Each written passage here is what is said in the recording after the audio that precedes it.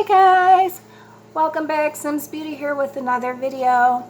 So I'm making this video titled let's talk about meditation.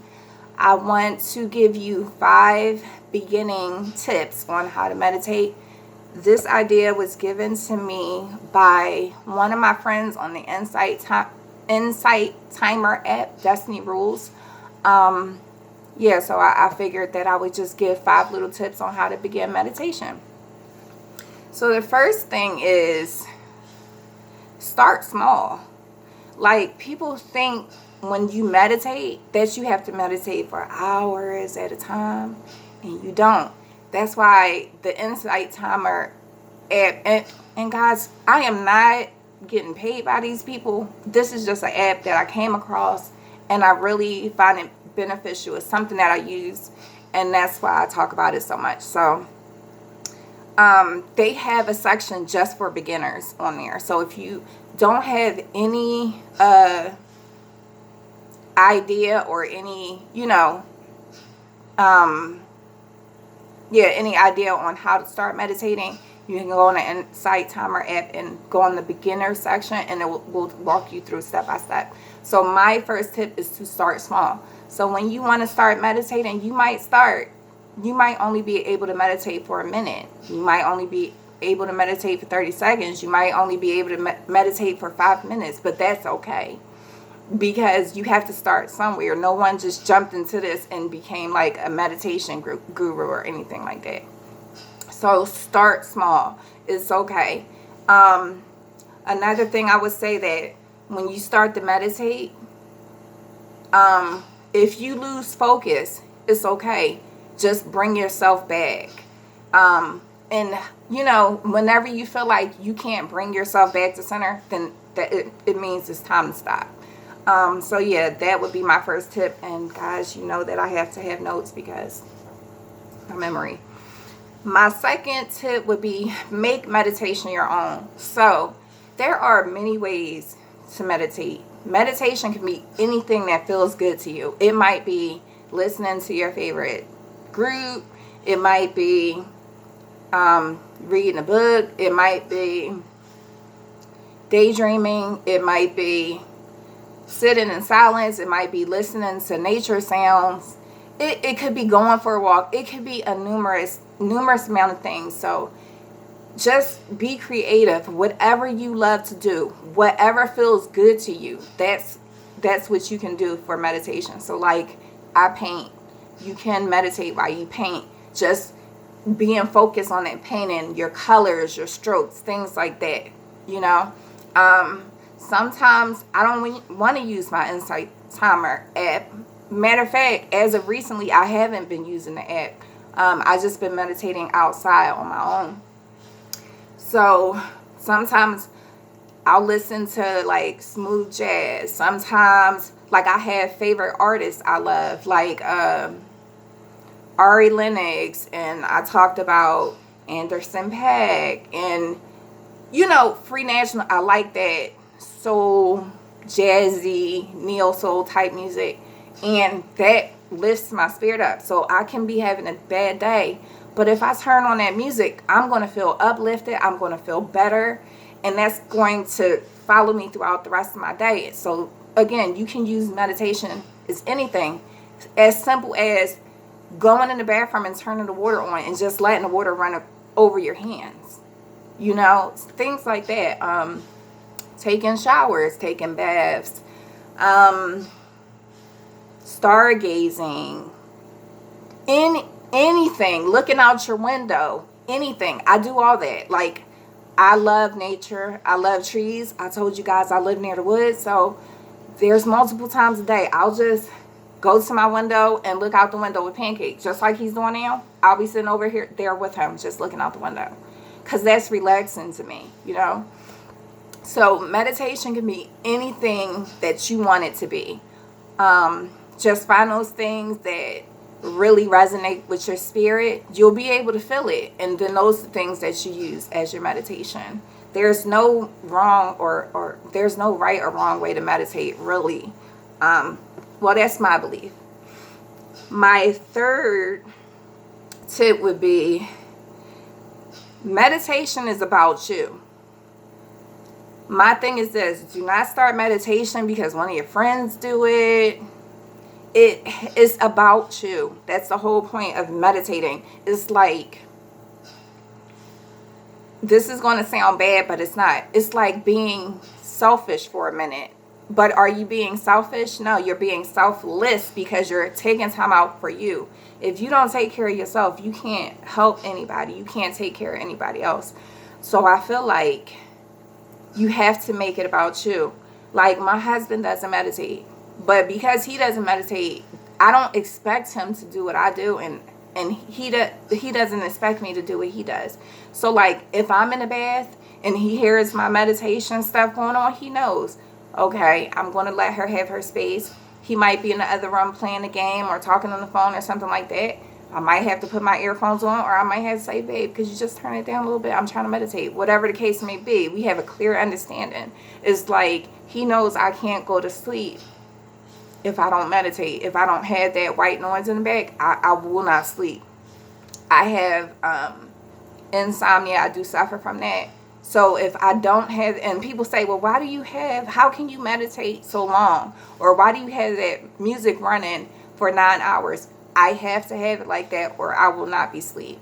And I've done my own little research studies on myself, like going a week without using the white noise at night. What happens? I'm literally up 2 days straight. I might get an hour of sleep on a third day.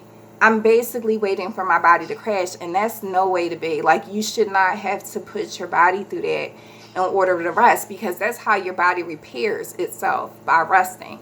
So I had to find out what is a natural way, because it's always, for me, it's always about going to the earth first for your problems. Like, I have insomnia, so I need to go to the earth first and see what I can do. And something as simple as listening to rain helped me, instead of somebody giving me an Ambien pill. Because they was like, oh, you're not getting enough sleep, we need to write you something. No, thank you. I'm cool. I'll figure it out. And I did.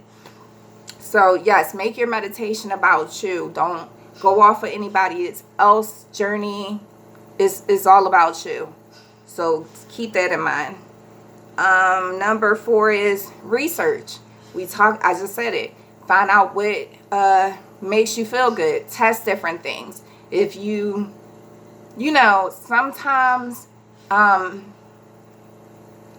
go on Netflix. They have this show called Moving Art. And, I don't like to watch TV, but I love nature.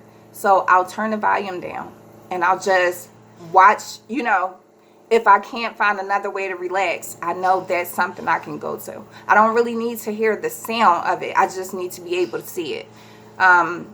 So try to find out, do little experiments on yourself like I did. Find out what feels good. Find out what doesn't. Put all the good things in one basket. And if you make sure you write those things down so you can go back and look at it. That's why I have this book. This is my book. This blue book here. You guys always see it. This blue book here. This is my idea book. And I stole this book from Terrence, actually. This was his book when he was getting his certifications to be a inspector for the state. So, all my ideas, all my future business plans, all that stuff is in this book. And then in this book, and it says life was meant for new adventures. This book right here, this is going to be my gratitude book. And the first thing, my daughter wrote me a little note. And then I have a dried flower in here that Kwani gave me like a week ago, and I just put it in there. So this is my gratitude book. I have to keep my books together. I don't like to have, ideas written in my gratitude book, and I don't like gratitude stuff in my idea book, because what I'm saying, it'll just get lost in the sauce. What I do think I am going to do, though, for my gratitude book, I think that I'm going to start putting my poetry in this book, or as well, along with the gratitude, or I might just buy another book just for my poetry, because I have a lot of poems in this book, the blue one, because, you know, this is my video book. So I write a lot of my poetry down because I know I can go here to find it. So yeah, things like that. I'm sorry, what was I talking about? I'm sorry, y'all. I just went on a tangent. Oh, researching. So things like that. How to stay organized.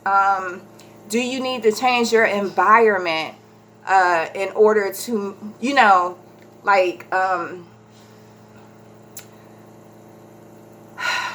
it's just like I told you guys, I just redecorated my house. I moved away from, I had like a regular, like light color, cream color theme. Then I went more to a Moroccan bohemian theme because that resonated with my soul more. You know what I'm saying? So I have my, I'm going to order me a meditation pillows. I have tapestries up, bells, all kinds of stuff. I have peaks of light through my house. I have like flameless candles. I have a little hallway over here, and I just have like 2 little Moroccan lights with 2 little tea lights in it. Because I'm on oxygen, I can't light anything in my house, so I just use like the little faux lights. And it's nice to come downstairs and just have peaks of light through your house. Like I have a Moroccan lantern, I have a Himalayan salt rock lamp. Those are the things that make me feel good. And I had to research in order to find that. Light, I feed off of that. So like, it's okay if it rains here and there, but if it rains 3 days in a row, I'm going to feel crappy because I thrive off of the light. So making sure that, you know, if it does rain for a week straight, do I need to figure out how to get that light somewhere else? They do have these little, when I worked in brain injury, we had a person who experienced seasonal depression. So like when the time would go back, you know, they would get depressed because it would get darker fast. So we had to buy him just a certain light for him to look into or have shining on him for 10 to 15 minutes a day. And that would help him come out of that depression naturally. Simple stuff just like that. So yeah, I told you guys I'm going to take some of these curtains down because they hold dust.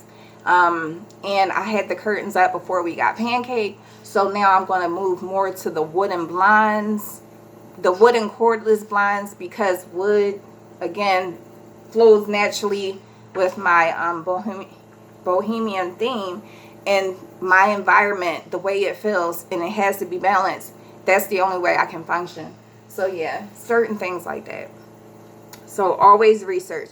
And then my last tip would be, meditation should not be uncomfortable or feel like a task. So if you're like, I have to meditate, then it's either you need to change the way you're meditating, or maybe you're just not ready to start meditating, or you just need to start small. You don't want to put pressure on yourself. It shouldn't feel like a duty or a task. It should feel natural as brushing your teeth. You know what I'm saying?